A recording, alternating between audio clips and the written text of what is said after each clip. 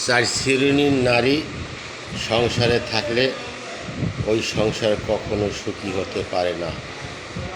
যে নারী রূপসজ্জায় মেকআপে পার্লার নিয়ে ব্যস্ত থাকে, যে নারী স্বামীর সংসার নিয়ে কটূক্তি করে, যে নারী স্বামীর মুখে মুখে তর্ক করে, যে নারী স্বামীর কোনো একটা জিনিস আবদার করলে অজুহাত খোঁজে, দেখো না আমি কাজ করতে আসি, তুমি একটু উঠে নিতে পারো না, আমাকেই বলতে হয়।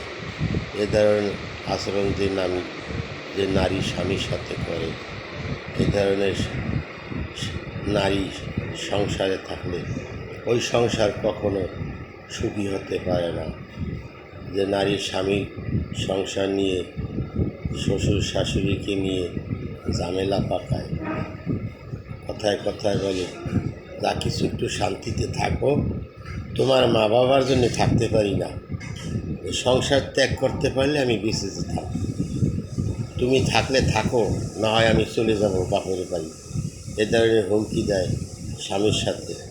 স্বামী অসহায়তা বোধ করে, মনে কষ্ট পায়। এই ধরনের নারী সংসারে থাকলে ওই সংসার কোনো দিন উন্নতি হয় না।